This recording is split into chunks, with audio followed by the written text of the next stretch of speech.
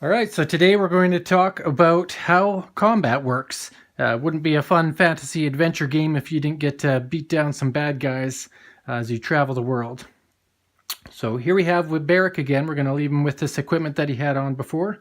He's currently sitting at 9 experience and has a combat value of 6. So if you want to know how that adds up, his base value of 1, then he has 1 from his armor, which makes 2, 1 from his crossbow makes 3, 2 from his enchanted helmet makes 5, and then we have the experience chart here.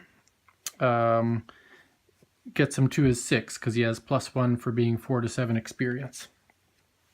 So he has 6 combat modifier while he's sitting at 9 experience. We're going to say that Barrick has decided to explore in the abandoned wastelands. So when you explore in the abandoned wastelands, as we talked about during the explore session, what you do is you're going to take the top, you're going to flip through the cards of the encounter deck until you come across an undead, is how that one works.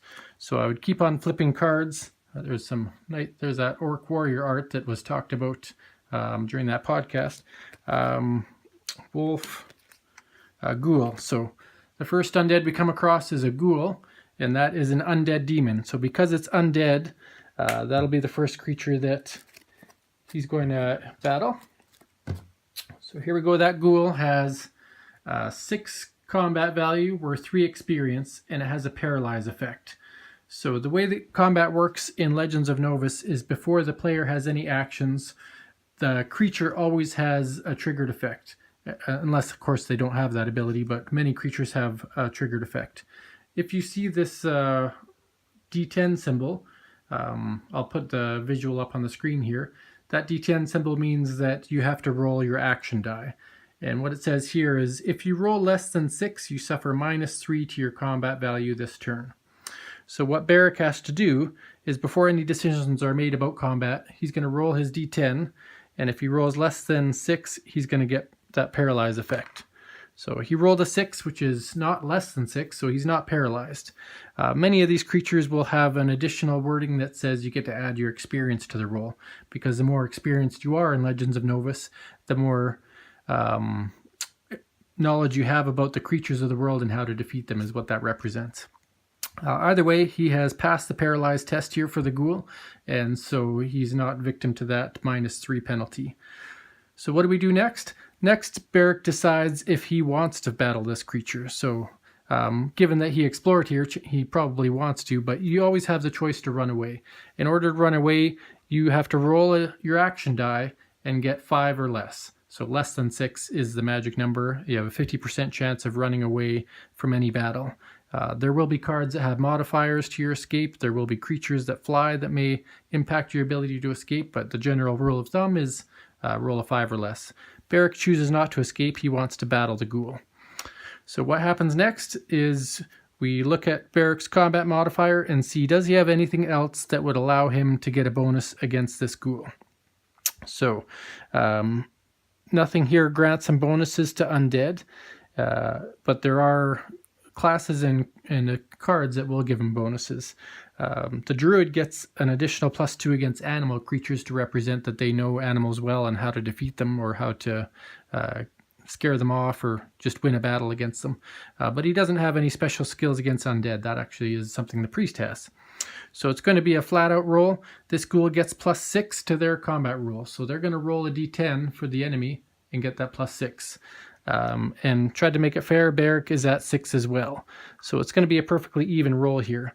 But let's say Barrick did have more experience. If he was at 15 experience, for example, instead of getting +1 to his combat roll, he would have +3. So he would actually be sitting at 8. So were that the case, Barrick would add +8 to his roll, and the Ghoul would still only add +6. So that's where you get the advantage for having more experience. But we're not at that point right now. We're just going to roll as is. So we would roll a D10 for the enemy and a D10 for Barrick. Barrick will be green. So Barrick has rolled a 9, and the undead has rolled a 4.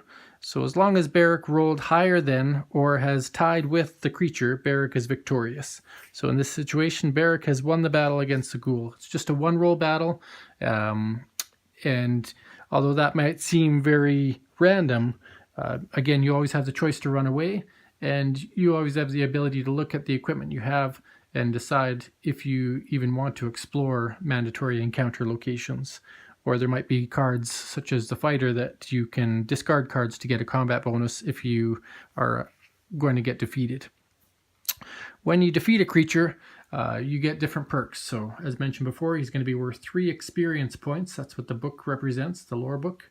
And he will also gain a reward card, which is the treasure chest, and an adventure card, which is what that other icon would be.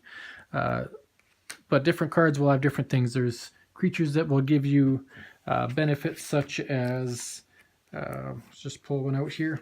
If you look at, if he had fought the zombie, for example, he would have got +5 gold and +1 reward.